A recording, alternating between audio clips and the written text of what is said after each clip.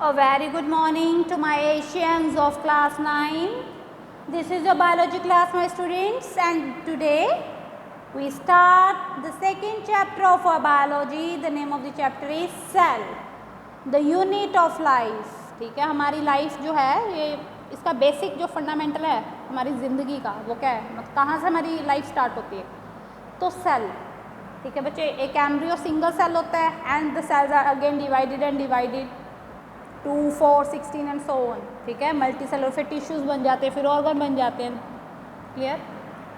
So we read about cell. Syllabus में क्या है इस चैप्टर में? In the cell, unit of life, protoplasm, basic difference between prokaryotic and eukaryotic cells and animal and plant cell. A basic understanding of cell theory, structure of plant and animal cell with the function of various cell and organelles, protoplasm, cytoplasm, cell wall, cell membrane, nucleus, nucleus, mitochondria, endoplasmic reticulum, ribosomes, Golgi bodies, plastids, lysosomes, centrosomes, vacuole.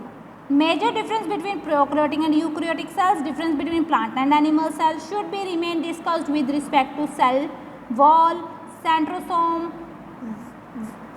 next is vacuoles and plastids. The first one topic is what is cell. बच्चे इस chapter में हम क्या क्या करेंगे?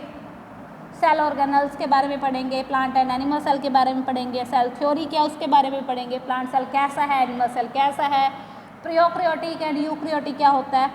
ठीक है, तो हम स्टार्ट करते हैं कि सेल क्या है. सबसे पहले बच्चे बायोलॉजी क्या है? स्टडी पिछले चैप्टर में हमने किया कि बायोलॉजी में ये एक ग्रीक वर्ड है जिसमें बायो का मतलब है ज़िंदगी, लाइफ एंड लॉजी मतलब स्टडी.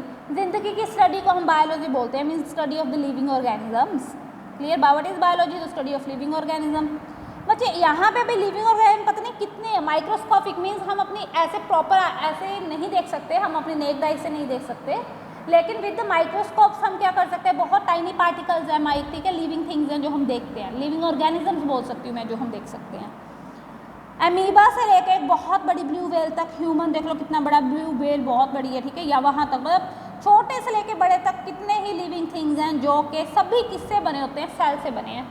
बच्चे बस से इसमें डिफरेंस क्या होता है माय डियर स्टूडेंट्स, कि कुछ होते हैं यूनिसेलुलर मतलब सिंगल सेल ऑर्गेनिज्म और कुछ होते हैं मल्टी सेलुलर जिनमें बहुत सारे मल्टीपल डिफरेंट सेल्स होते हैं. जैसे हम हमारी बात करते हैं, हम ह्यूमन की बात करते हैं.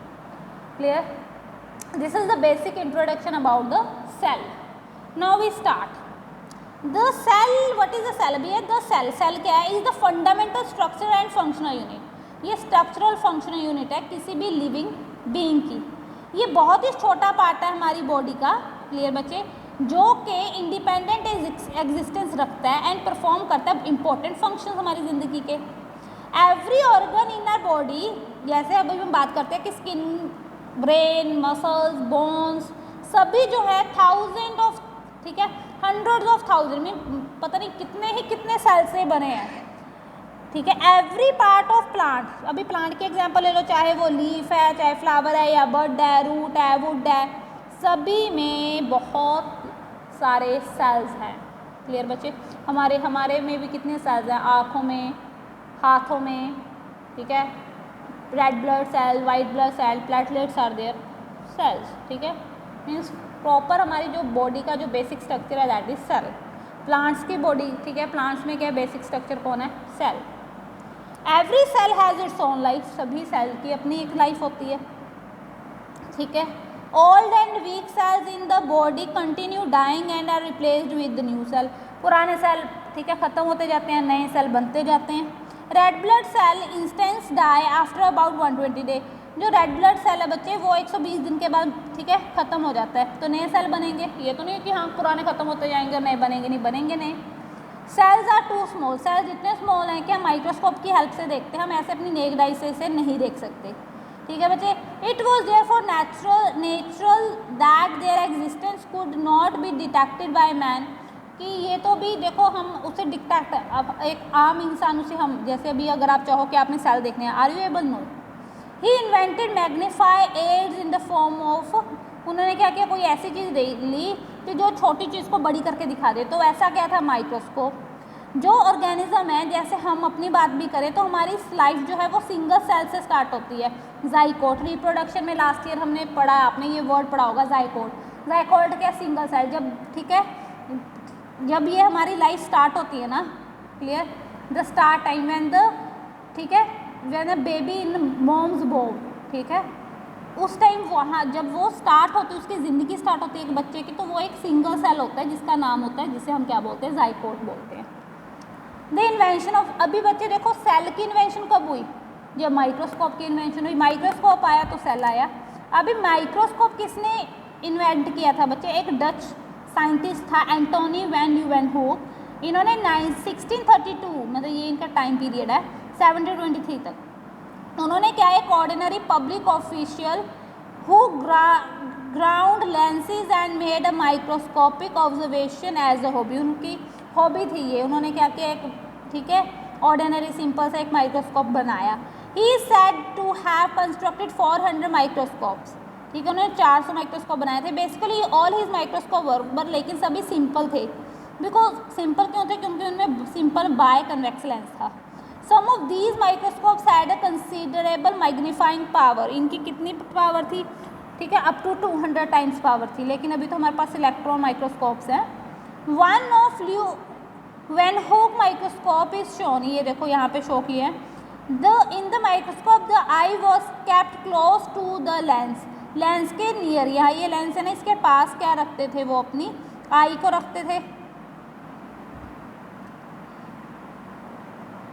On the side and the object was mounted on the needle like screw pointed on the opposite side of the lens। तो opposite side जहाँ पे ये देखो, ये पॉइंटेड, यहाँ ध्यान से देखो, ये देखो पॉइंट की जैसे, तो इसके ऊपर ये क्या करते थे, अपना ऑब्जेक्ट रखते थे, जिस ऑब्जेक्ट की इन्होंने स्टडी करनी होती थी।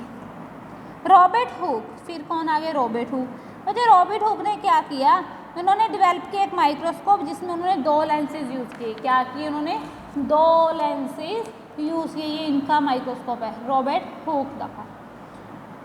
इनकी जो मैग्नीफाइंग पावर थी वो ज़्यादा अच्छी थी एज़ कम्पेयर टू एंटोनी।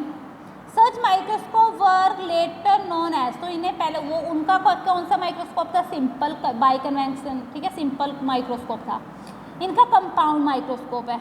और इसे Hooke's microscope the object and this scene was placed on the stage below and light from an oil flame was thrown on it by mean of concave mirror, ठीक है। अभी देखो यहाँ पे वो अपना रखते थे और लाइट इसके ऊपर डालते थे, किसकी हेल्प से, कंकेव मिरर की हेल्प से, clear.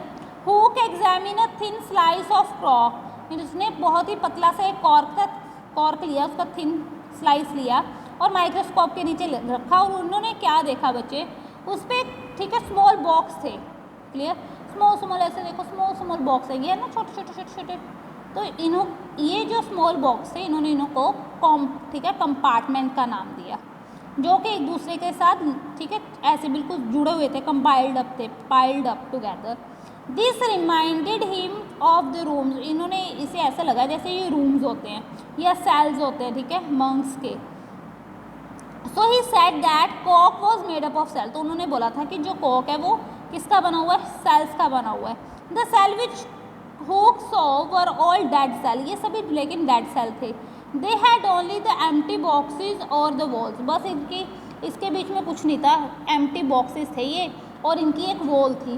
The ordinary compound microscope of today is greatly improved design of the original Hooke's, जो आज का, ये देखो, ये जो अभी हमारे यहाँ पे लैब में भी पड़ा है, तो ये जो है ये, ठीक है, ऑर्डिनरी कंपाउंड माइक्रोस्कोप है, जो इस माइक्रोस्कोप से कुछ अच्छा है, डिज़ाइन में अच्छा है, ठीक है।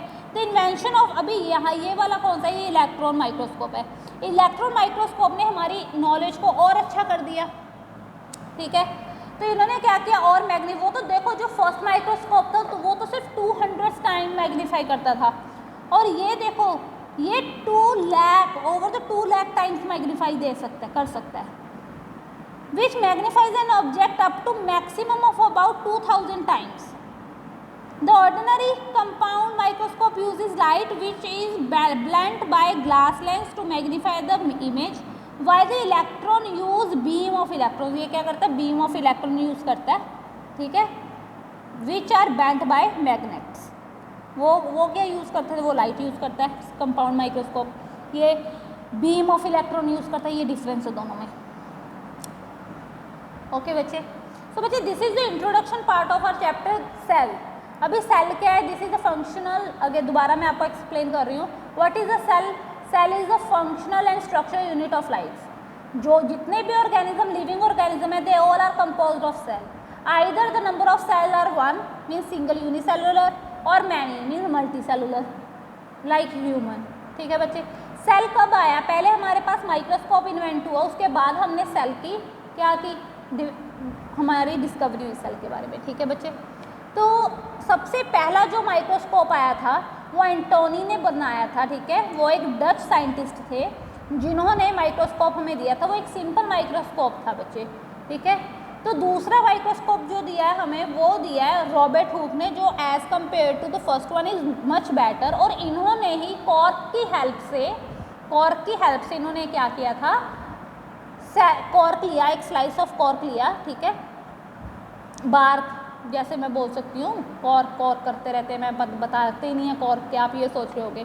तो कॉर्क क्या वो होता है ना, आपका जो पेड़ होता है उसके ऊपर बाहर सख्त सा जो होता है डेड सेल होती है, वो ले लिए इन्होंने, तो उसको नीचे रखा, ठीक है, तो देखा कि उसमें छोटे छोटे कंपार्टमेंट हैं जिसके बीच में कुछ नहीं था, एक सेल वॉल थी, तो उन्होंने बोला कि ये जो छोटे छोटे कमरे से बने हैं ये सेल है, तो उन्होंने नाम ही ने दे दिया सेल।